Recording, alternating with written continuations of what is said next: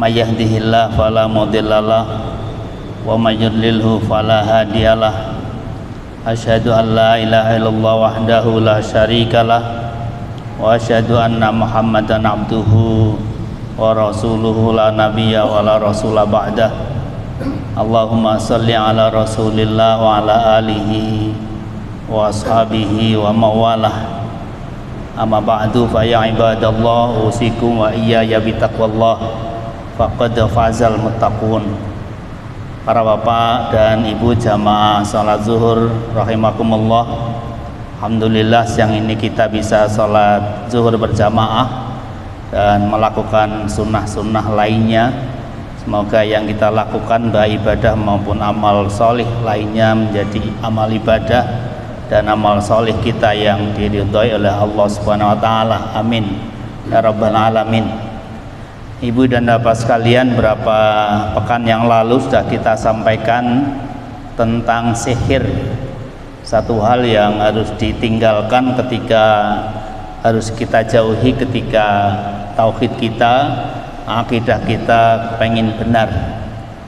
Sihir itu ada yang berbentuk sesuatu yang membuat orang sakit, membuat orang bisa tingkatan sampai tingkatan meninggal, dan madorot lainnya, termasuk sihir bisa memisahkan antara suami istri dan lain-lainnya. Tapi sihir juga ada yang berbentuk tipuan ya.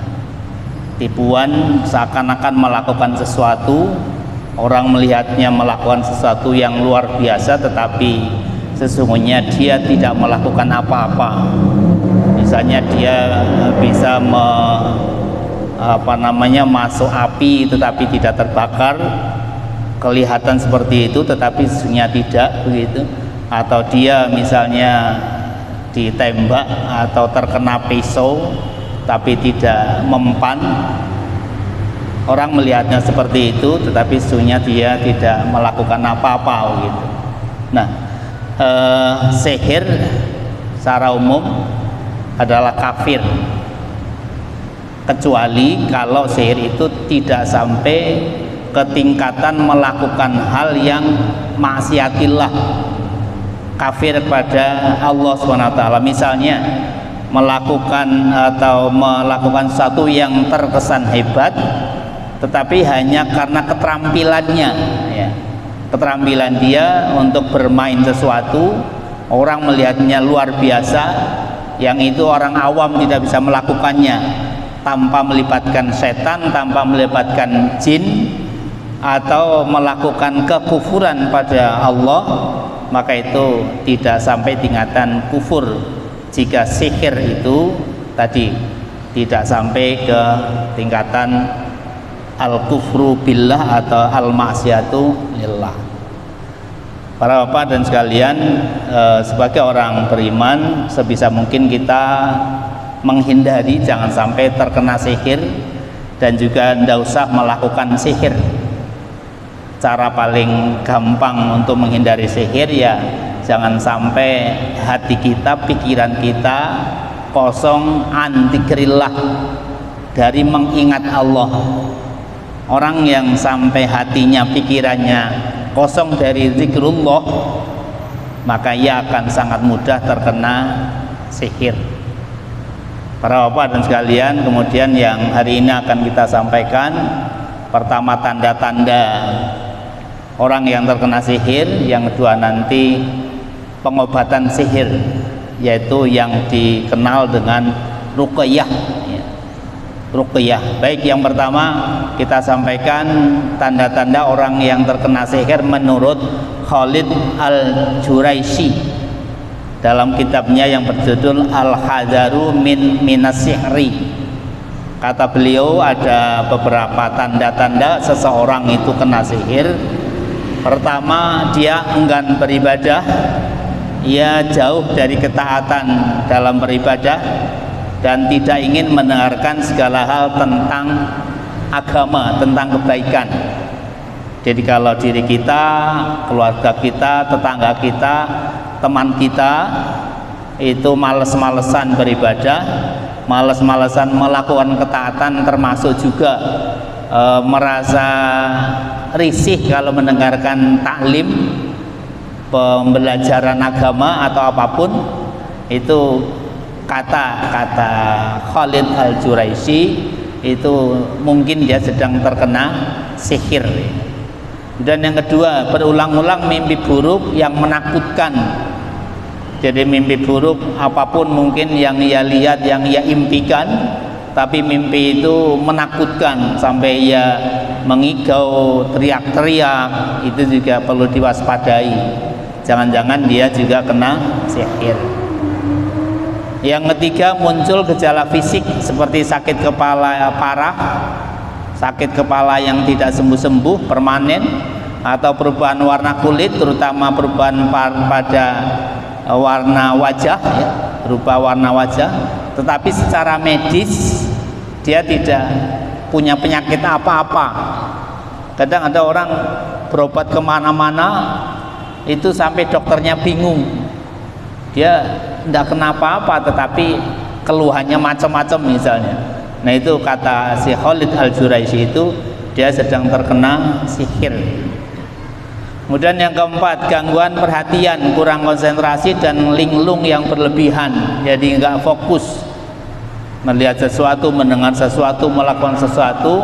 Itu cara bahasa Semarangnya ngerambyang gitu. Jadi melihatnya ke utara tapi dia fokusnya ke lain gitu. Melakukan sesuatu juga tidak sepenuh hati, dia itu setengah-setengah ya, ngerambyang. Itu juga menjadi tanda orang yang terkena sihir. Yang kelima, selalu dalam ketidakpastian dalam banyak hal, bingung dalam peristiwa dan waktu tertentu. Jadi ya linglung tadi, kadang siang hari dia merasa sudah malam, sudah sore, kadang pagi hari juga dia mengikut seperti sudah malam dan sebagainya. Dia merasa dalam ketidakpastian dalam banyak hal.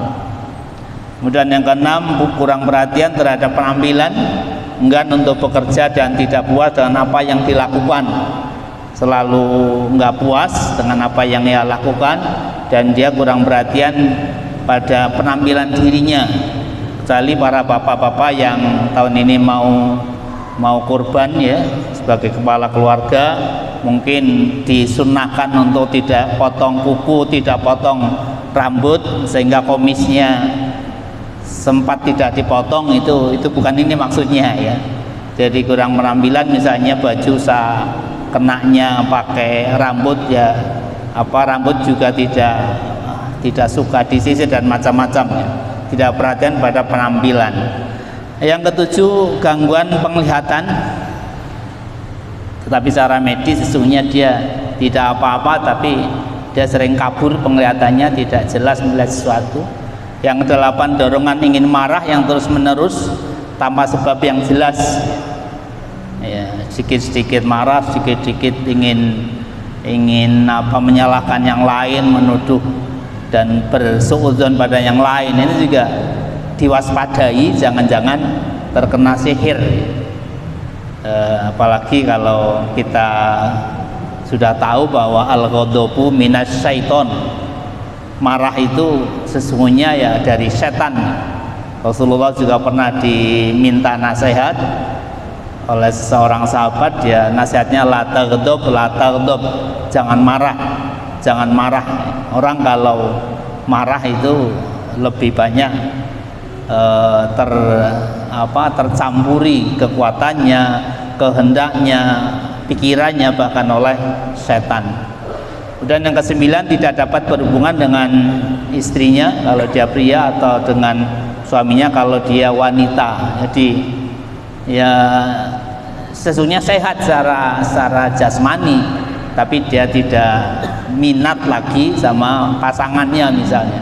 Itu juga jangan-jangan perlu diwaspadai terkena sihir, karena salah satu bentuk sihir diantaranya adalah memisahkan, membuat tidak senang antara suami istri.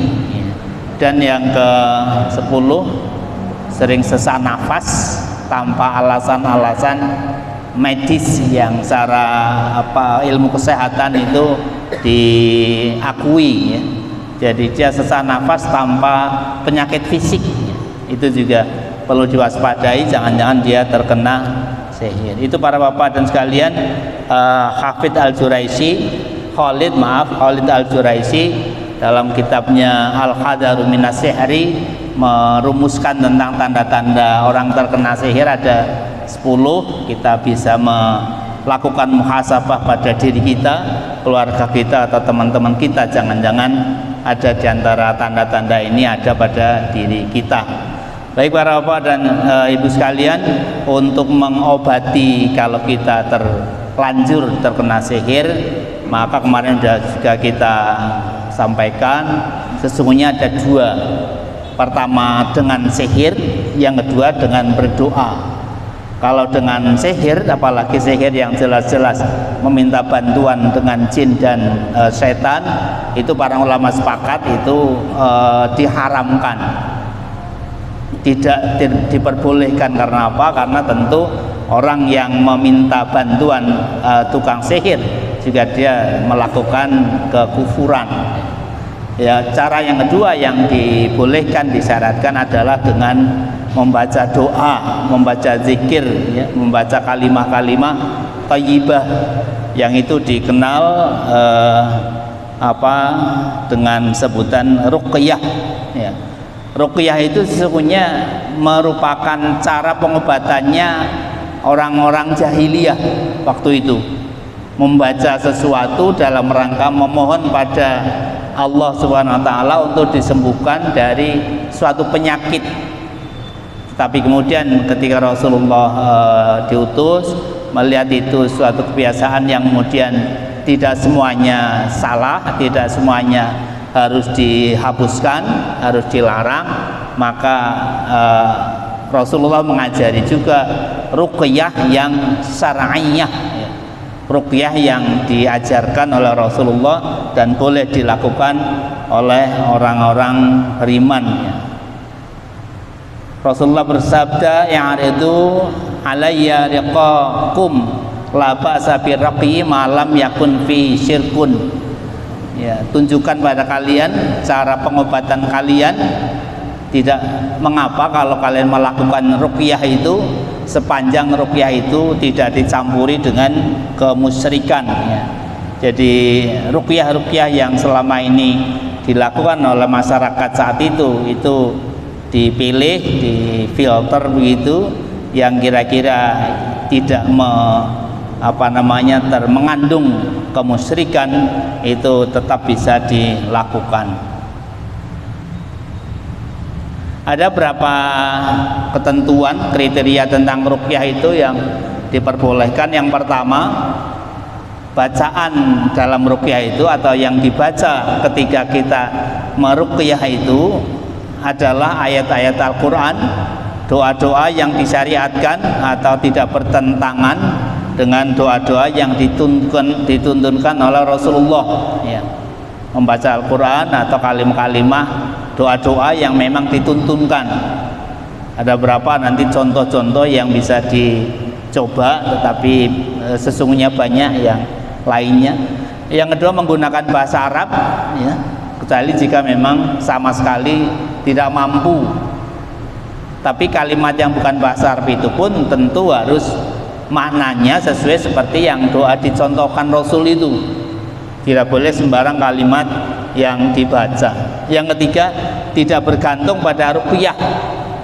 Artinya tidak meyakini ruqyah itulah yang menyembuhkan, tetapi tetap yang menyembuhkan adalah Allah Asy-Syafi, Allah yang memberikan kesembuhan.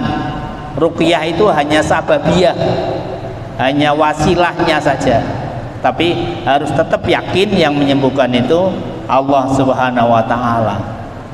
Dan yang ketiga, yang keempat, isi ruqyah itu jelas maknanya, bukan mempergunakan kalimat-kalimat tak bermakna, mantra-mantra yang ya orang atau kita atau memang tidak ada maknanya, walaupun bahasa Arab ya, walaupun mungkin potongan-potongan ayat Al-Quran, Tapi kalau potongan-potongan itu kemudian ketika disusun sebagai kalimat meruyat itu tidak bermakna atau maknanya jadi salah, maka itu tidak termasuk ruqyah yang syar'iyah. Yang kelima, tidak mengandung doa atau permintaan pada selain Allah, misalnya kepada penguasa pohon yang besar, penguasa rumah ini, kepada siapa makhluk-makhluk selain Allah. Kalau sampai ada doanya yang permintaan pada selain Allah, itu tidak syar'iyah. Yang keenam, tidak mengandung ungkapan yang diharamkan seperti mencela siapa, mencaci siapa, itu tidak ada unsur itu. Kalimatnya kalimat berdoa meminta disembuhkan dari penyakit ya. Kemudian yang ketujuh, tidak mensyaratkan orang yang diruqyah untuk dalam kondisi yang aneh-aneh dan melakukan hal yang aneh-aneh gitu. Misalnya si yang diruqyah harus dalam keadaan junub misalnya, harus di tempat tertentu, di kuburan misalnya, atau di pojok rumah yang menghadap arah kemana dan sebagainya ya. Kalau ada hal-hal yang aneh seperti itu termasuk ruqyah yang ghairu syar'iyah, yang tidak sesuai syariah. Itulah beberapa kriteria ketentuan tentang ruqyah yang diperbolehkan. Nah, kalau ada hal-hal yang tidak seperti itu harus kita hati-hati. Jangan-jangan lahiriahnya kelihatannya itu ruqyah, kelihatannya bacaannya berbahasa Arab atau dari kalimat-kalimat thayyibah dan ayat Al-Quran, tetapi kalau ada hal-hal yang tadi tidak sesuai dengan 7 kriteria itu jangan-jangan tidak syar'iyah, termasuk ruqyah yang mengandung unsur kesyirikan itu. Innar ruqa wat tamaima wat taulah syirkun. Sesungguhnya ruqyah dan tamimah itu termasuk kemusyrikan. Hati-hati, jangan kita sampai mungkin baik meruqyah diri sendiri atau mungkin terpaksa diruqyah oleh orang ya. Itu hati-hati, jangan sampai melakukan ruqyah yang tidak diperbolehkan. Ada beberapa contoh yang bisa dibaca ketika meruqyah. Salah satu contoh yang dicontohkan oleh Rasulullah adalah pertama membaca bismillah 3 kali. Bismillah, bismillah, bismillah. Tuntunannya sambil memegang bagian tubuh yang sakit. Kemudian membaca a'udzubillah wa qudratihi min syarri ma ajidu wa uhadziru. Aku berlindung pada Allah dan dari kekuasaannya, dari keburukan apa yang aku temukan dan apa yang aku khawatirkan. Ini kalimat yang dicontohkan Rasulullah ketika mengobati seseorang, itu mengucapkan bismillah 3 kali. Kemudian kita baca memohon perlindungan pada Allah dari segala hal yang dikhawatirkan dan dari apa yang ditemukan. A'udzubillahi wa qudratihi min syarri ma ajidu wa uhadziru. Ada contoh-contoh yang lain, termasuk membaca surat Al-Falaq, An-Nas misalnya, surah ayat kursi, kemudian ayat-ayat akhir Al-Baqarah untuk meruqyah diri sendiri dan sebagainya. Itu banyak contoh-contohnya yang bisa nanti kita pelajari lebih lanjut di berbagai referensi. Dan satu hal yang juga penting kami sampaikan, ruqyah itu tidak hanya untuk mengobati penyakit-penyakit yang ditimbulkan dari sihir, bisa juga untuk menyembuhkan penyakit-penyakit selain itu, atau lebih jelasnya penyakit jasadiah, sepanjang memang itu memungkinkan, memang dicontohkan dan secara medis itu tidak bertentangan. Misalnya mengobati sakit mata, Rasulullah pernah melakukannya. Mengobati penyakit-penyakit lainnya misalnya, sepanjang itu tidak bertentangan dengan prinsip-prinsip sunnatullahnya ilmu kesehatan, itu bisa dilakukan. Saya kira itu yang kami sampaikan hari ini. semoga ada manfaatnya. Subhanakallah wa bihamdika asyhadu an la ilaha illa anta astaghfiruka wa atubu ilaik. Mohon maaf. Assalamualaikum warahmatullahi wabarakatuh.